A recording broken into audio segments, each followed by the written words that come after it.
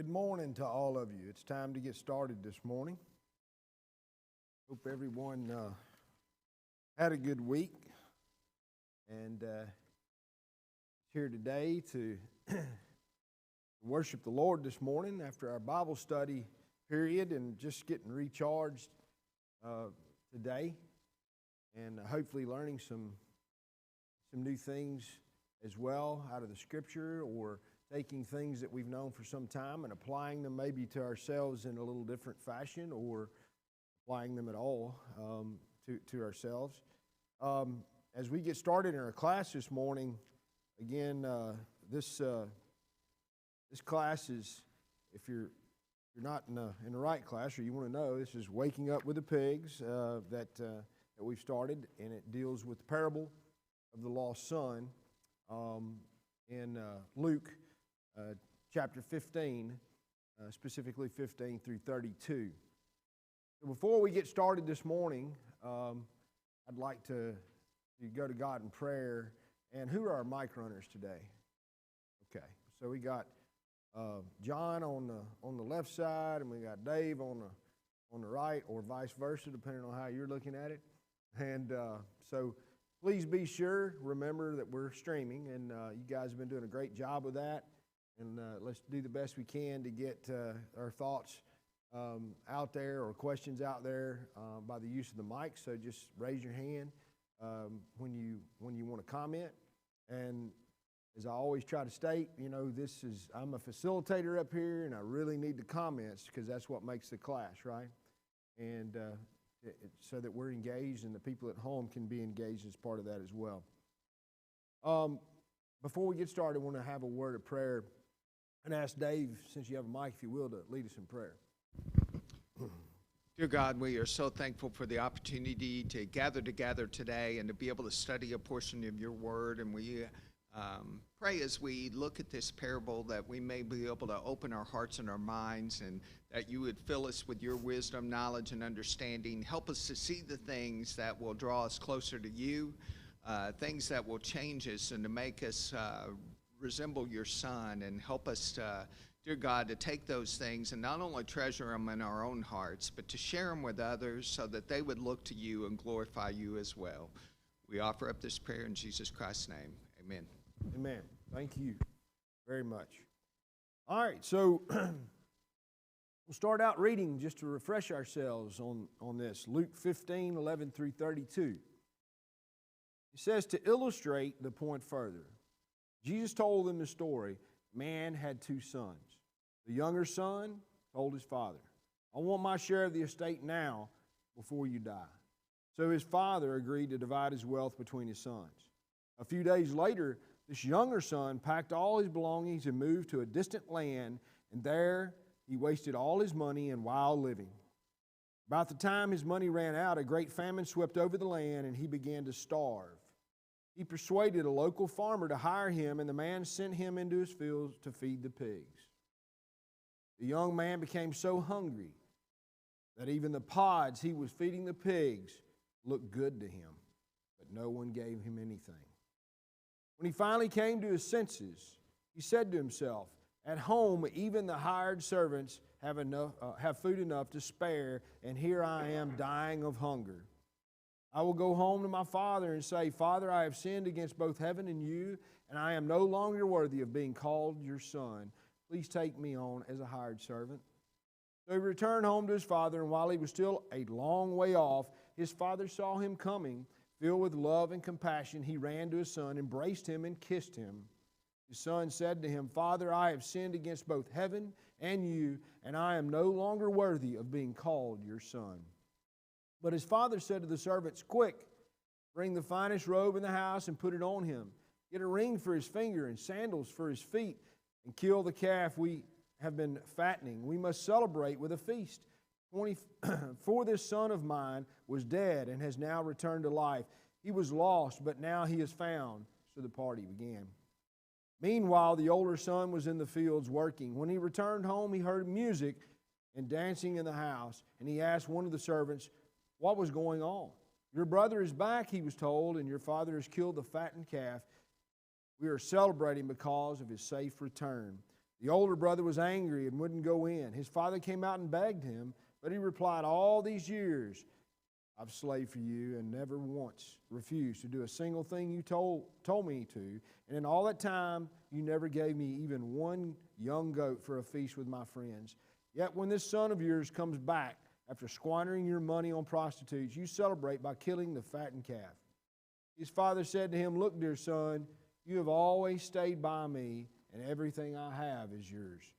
We had to celebrate this happy day, for your brother was dead and has come back to life. He was lost, but now he is found. So, as we all have read that, I'm sure throughout most of us here have read that over many years, several times, and are very familiar with this parable. But as we're looking at this, we're trying to look at this in the light of a number of factors here that occurred. And we're trying to take this parable and the understanding of what this young man has done, and then maybe the older brother a little bit later. But at this point, try to look at different aspects of it and apply them to our lives. Understanding what somebody else has done, understanding all those things is great, but it's only great if we make application to ourselves, okay? And so we have to be honest with ourselves, and that's what we strive to do, or I'm hoping we will strive to do each time we meet.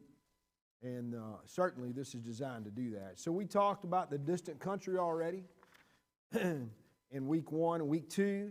We talked about him coming to his senses. And so now we are in week 3, a desperate moment. Obviously last week we didn't have class, and so this week we're kind of behind a week, but we're on week 3, a desperate moment.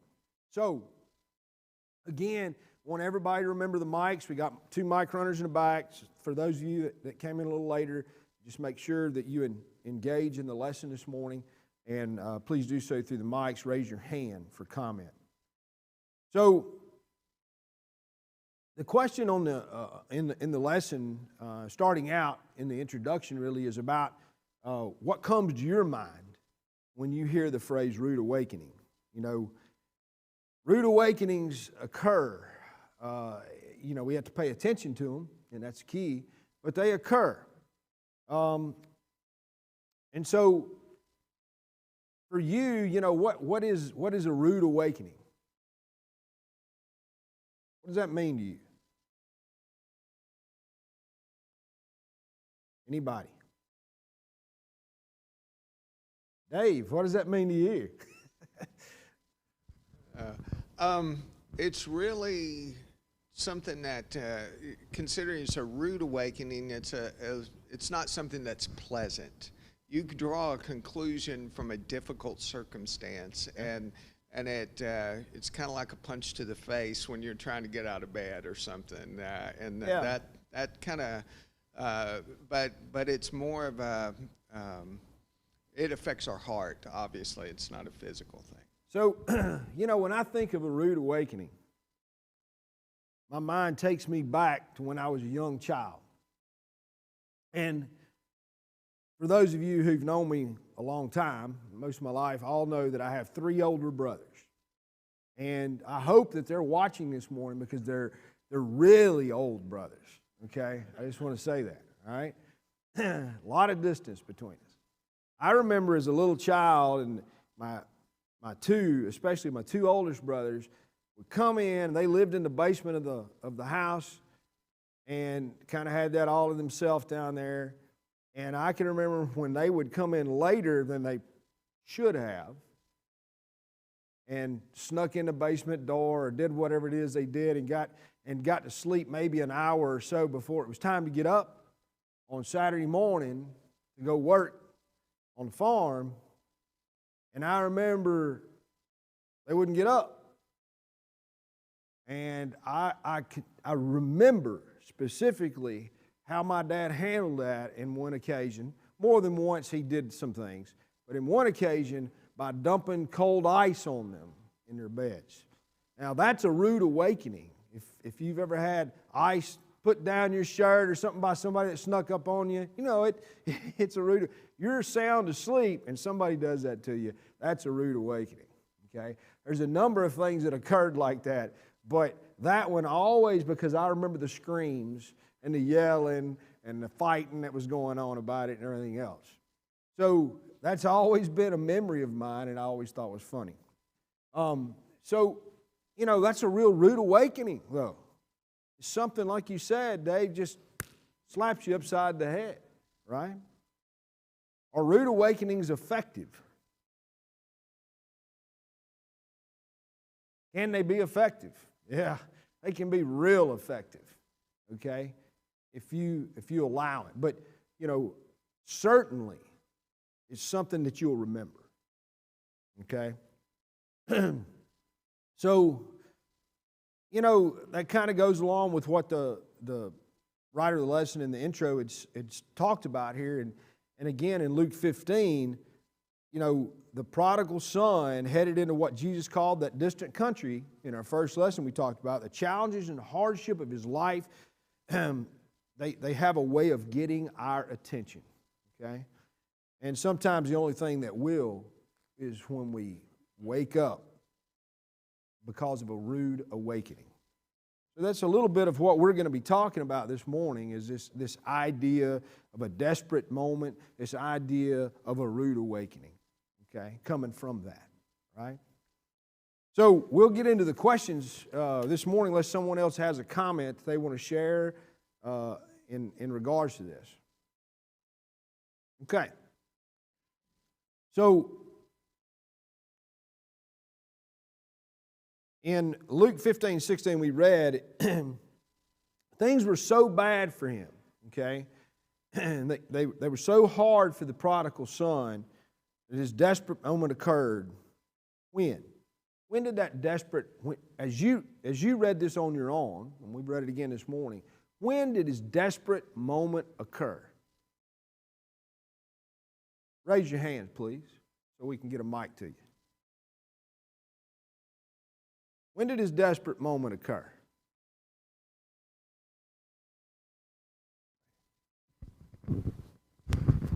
Is when he was willing to eat what the pigs ate. Okay. All right. So, again, this is, and really, exactly, I think that's when his desperate moment realization came about. Maybe there were some moments of realization prior to that, but that real desperate moment had to be then. You could say, well, this was now we're talking about a person that was considered probably in this a Jew, right? Okay? All right? And so pigs are not something that Jews had anything to do with, right? And so you could say, maybe the thought was when he had to start feeding them. Maybe that was a desperate moment, right? Okay? And I think it was.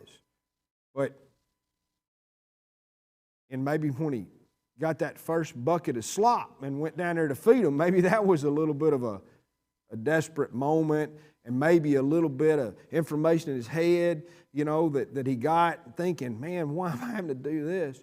But the real realization was when he got so hungry, he was willing to eat the pig food.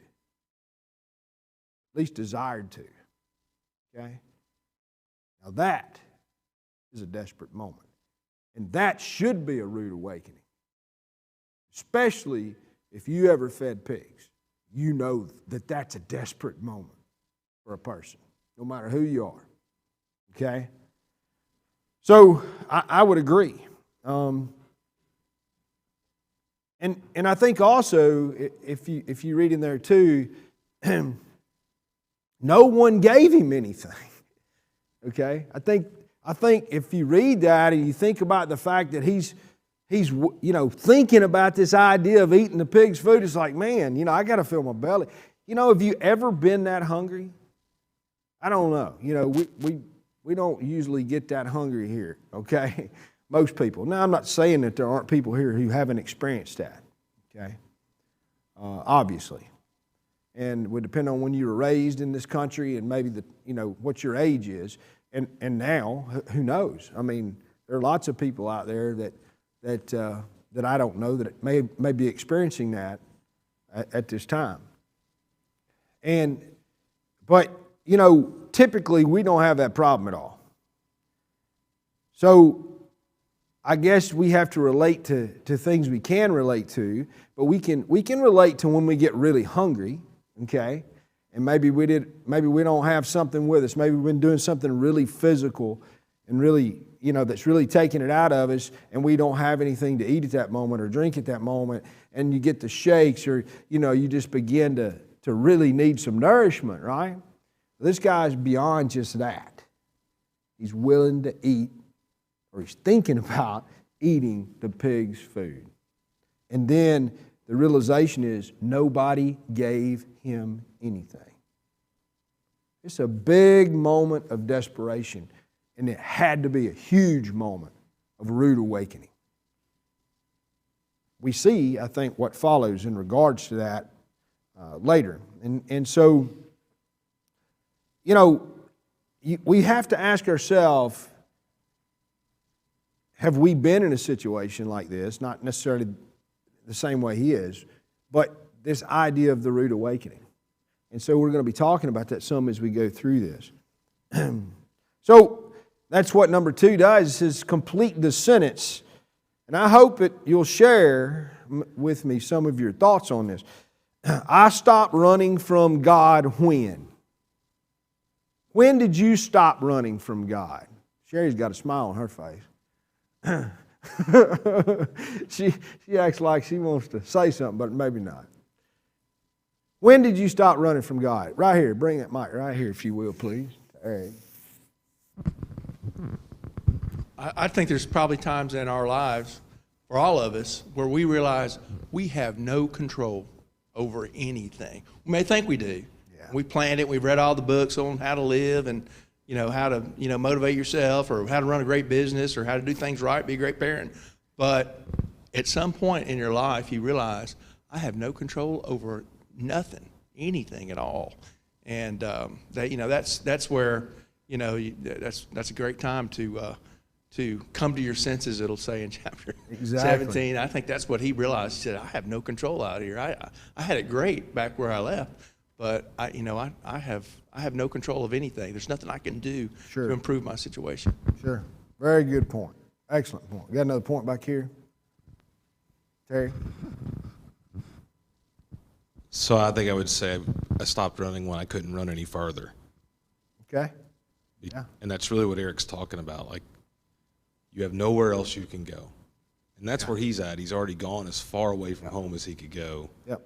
He has no money to go anywhere else. He doesn't have the strength to go anywhere else. Right.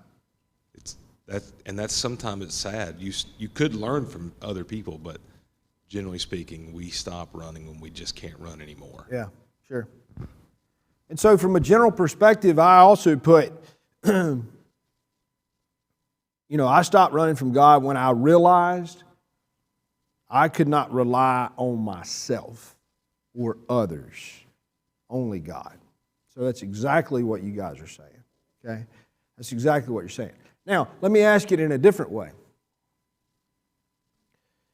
When did you stop running from God? I stopped running from God when, what we've just stated is certainly, I think, the whole idea in the general perspective. But are there any real personal testimonies in relation to that?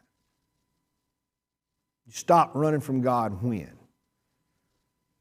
Does anybody have anything they want to share specifically about that? You don't have to. I'm just asking. Okay. Everybody's always shy about that. Yeah, but I knew if I kept on, Charlie would tell me.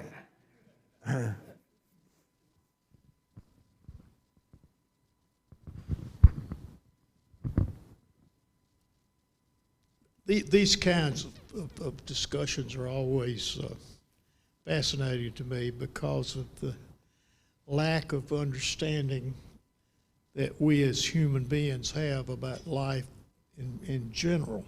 just everyday life. And I can recall growing up in a bedroom community in Birmingham and getting out of college and getting married and then going to work for the Birmingham News. Now, I realize that in this day and time, that's not a big deal. In '65, it was a pretty big deal. But what happened was, like we're talking about right now, was this rude awakening. Within a month, I was exposed to stuff that I had never, ever even dreamed about. Sure. And it's that knowledge that causes you to have a rude awakening. His knowledge was what he had when he was a child, and all of a sudden that got taken away from him. Right. But I think it's important to understand that at some point in your life, you're understanding what it means to communicate with the creator of the universe takes on a different, the context changes. And I wouldn't know how to say, when did I finally make that commitment? And it boils down to a whole bunch of different things. But for the most part, it was just age. If the truth be told, you know, that's really, when you're younger, your mind is full of thousands of things. And as you get older, you realize those thousands of things are worthless. And so you change your attitude. But I think that's part of God's design, is that we have that ability to become aware of what's going on around us. And I think we need to leave that free enough so that when we seek out God, we seek him out in a manner that is, you just can't say, oh, okay, I'm going to find God right now. You have to change your life. And I think that's really the important thing. No doubt. No doubt. Thank you. Hold on. Terry. All right, I'll do it. I think there's more than one time that you come back home. I agree. So the one I'll say is I quit running when I got fired. Okay. And a good friend of mine was a preacher named Bill Robinson in Montgomery. Said everybody needs to be fired once. I don't know if everybody does. I did. Okay. I know that.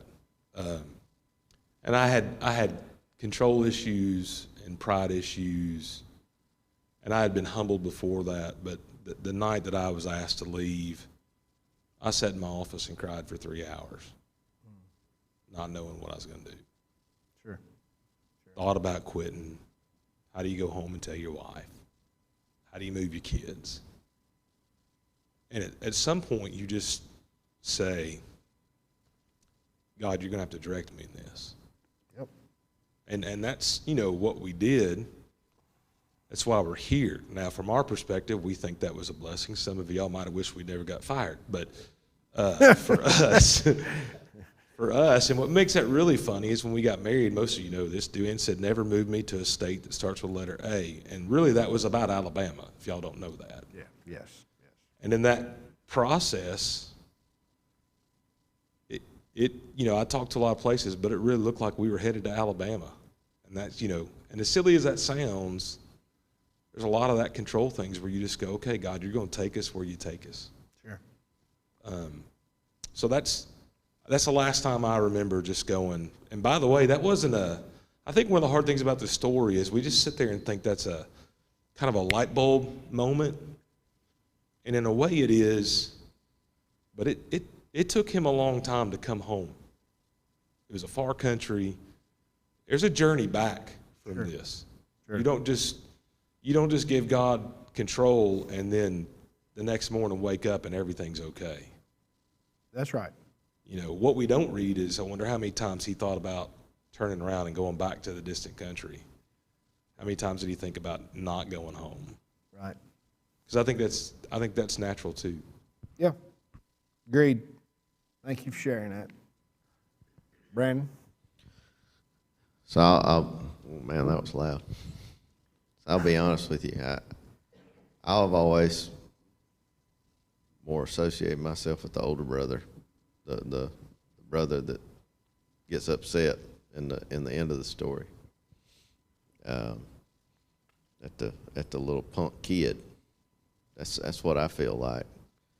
But I'll give you two stories. So when it come to my senses was when my Bible school teacher finally, I was like 18, 19 years old, and he's like, "What are you doing? What's wrong with you? What's wrong with you? Why haven't you obeyed the word?" Well, I was just putting it off. I knew what I had to do. I knew what I needed to do, but I was just stubbornness, So I'll tell you a story about my friend. Can't tell you a story because he's dead, but he had rude awakening moments, quite a few of them. I remember him calling me one morning. "Hey, I need you to help me move out of my house." He lived in a house in East Lake with a friend of his. They were both, dope heads. And I was like, "Why? What's wrong? Why you need to move?" "Well, there's people in my house. I woke up this morning and I'm worried that the next time this happens, I might not wake up." Well, that's a rude awakening when there's people in your house that have guns and you're worried about not waking up. But finally, one of these, it took 20 years, and he called me one night, and he's like, "Hey, let's talk about God." And he had gone to prison. He had wasted his life, and finally, he got to the point where he was like this guy, and he had essentially ate the pig's food. Everything about his life, it was the pig's food. And sometimes when you get to that point, that's all you have left to do is when you hit the bottom of the well, you got to go up. And it's a good decision to make. Amen. Amen. All right. I appreciate that very much. So as we move on in question 3, there are 2 ways we arrive at our most desperate moments. And the first thing we're talking about here is difficult circumstances. So if you read Luke 15:14, as we did earlier, when he had spent everything, a severe famine arose in the country and he began to be in need. What was the prodigal son's difficult circumstance? I think we've talked a lot about this morning already, where he's at, what's going on. He's at the point of hunger himself, and the point is that he spent all he had, and a famine hits, okay? And so that's the difficult circumstance that he's in. He's in need now. And so this the desperate moment, there are more, I think as we've kind of pointed out, there are more than one thing that occurs to create desperate moments in this situation. So the famine is certainly one of those. And, had he done anything to cause it? Okay, Sherry is shaking her head, yes, he has. Can I get you to comment on what your thoughts are there? He's bringing you a mic real quick. Well, quite simply, he had spent everything that he had. Okay, all right. Yeah, in this situation, he didn't live wisely. Well, he had already not been living wisely because the very first thing he did was ask his dad to give him everything, and he left. So he went to the distant country already. So that's one thing. And then, as Sherry points out, and same thing I had down here as well, he didn't live wisely. He spent everything he had. So he put himself in the difficult circumstance. Okay? All right? And so that's a reality that we have to learn, and I think we heard that in some of the testimony here, right? Okay? Now, read Proverbs 20:30. Let's read that. Will somebody read that for me real quick, please? Somebody got that?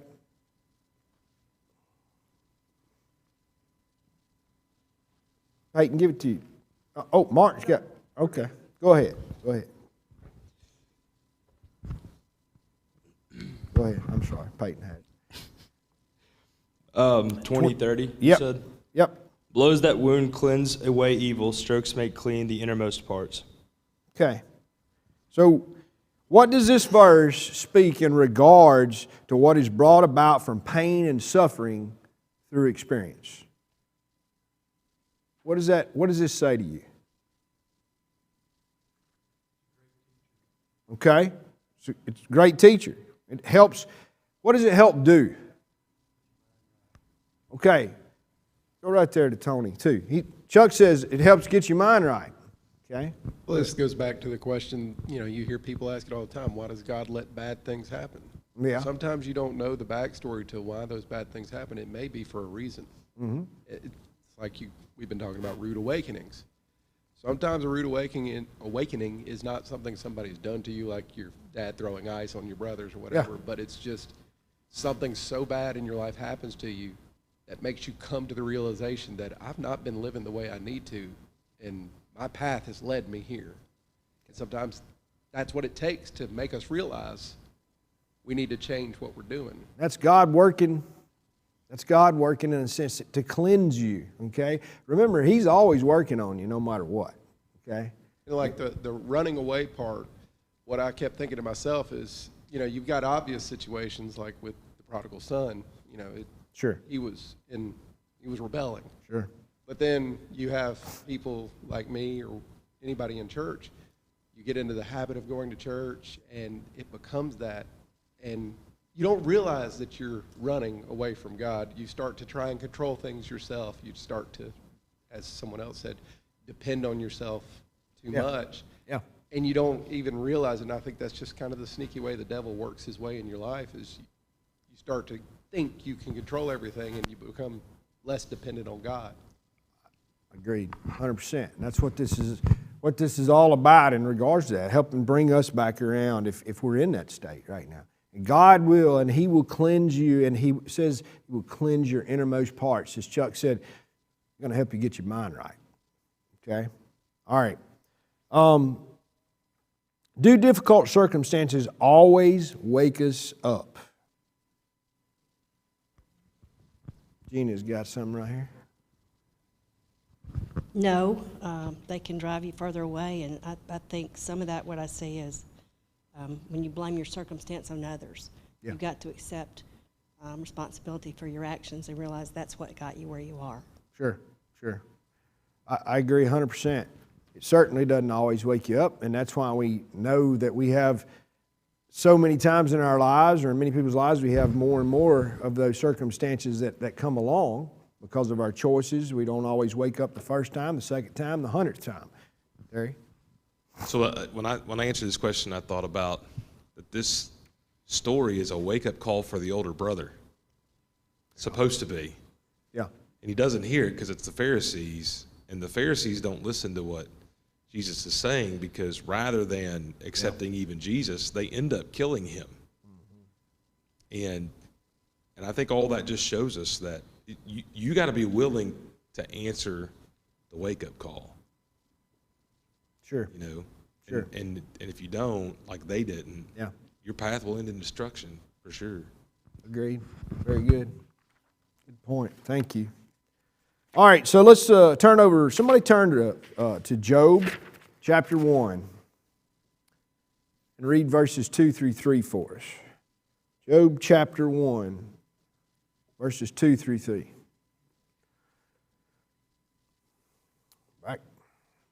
That guy back here.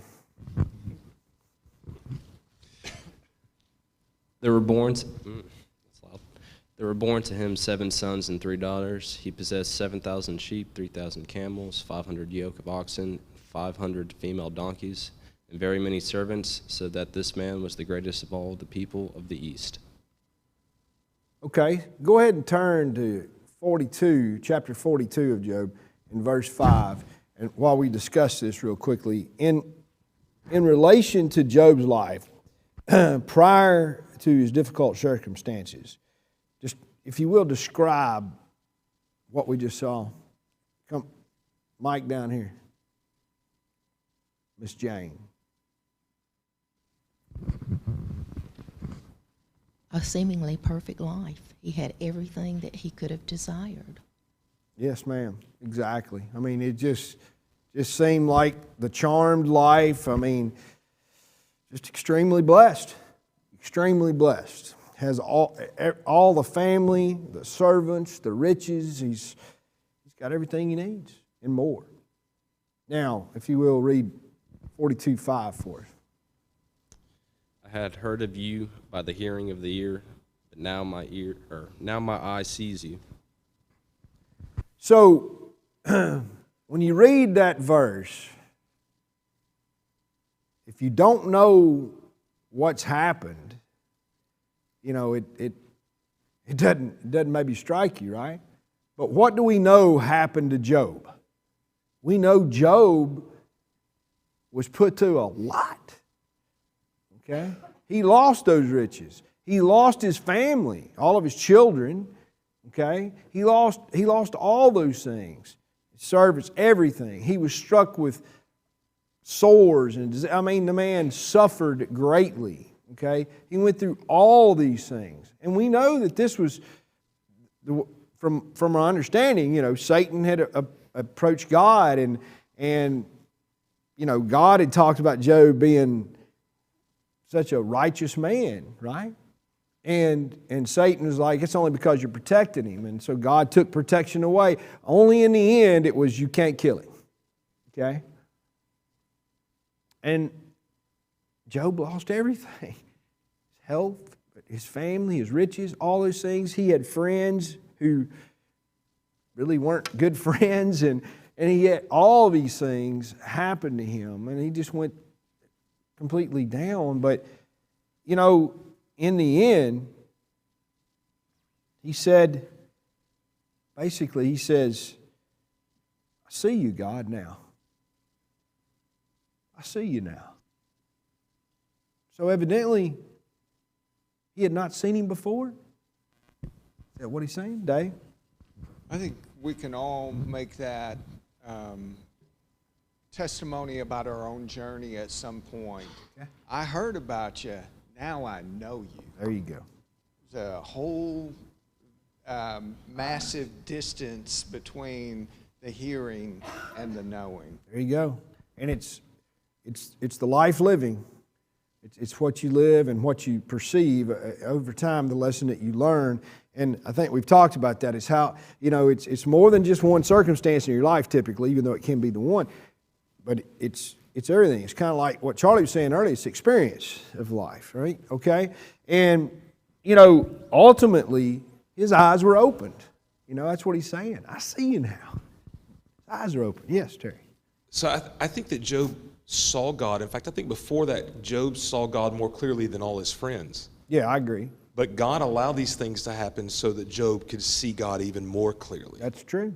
And what is also interesting is in the process, not only did Job see God more clearly, but then the friends saw God more clearly than they did before.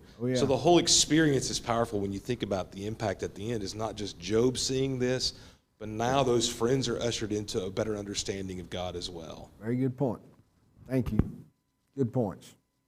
So let's go to the deserved consequences. Luke 15:13, it said, not many days later, the young son gathered all he had and took a journey to far country, and there he squandered his property in reckless living. What was a prodigal son's deserved consequence? What did he deserve? Tell me what he deserves. Somebody give that to Brandon, if you will. He deserved what he got. He deserved to suffer the consequences of bad living. Okay. I mean, that's what he deserved. Yeah, that's he deserved it. That's what all of us deserve when we sin. I right. mean, essentially, if we convert this story from a physical to a spiritual, when we rebel against God, we deserve to get negative consequences of it. Yes, yes. Okay. So when we are in a distant country, how long do we have before our decisions catch up to us?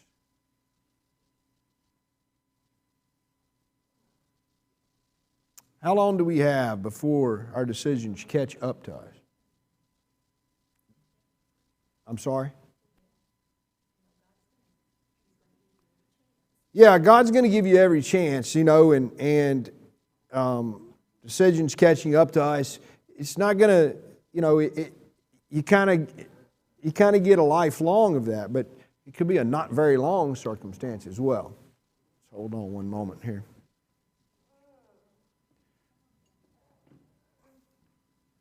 Y'all have her? Better? Okay. So let's go to Matthew chapter 11 and verse 28. Let's go to Matthew 11, verse 28, if you could.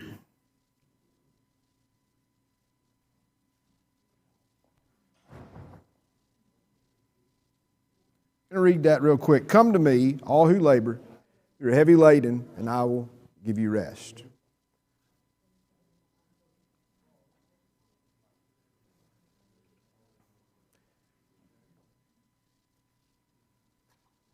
Says in here, what on the other side of a deserved consequence in the distant country? Who's on the other side? Who's on the other side?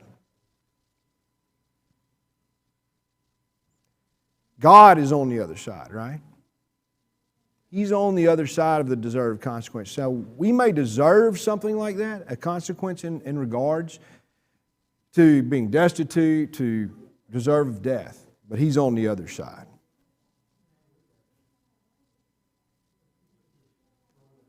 And so at this point, we're really about out of time.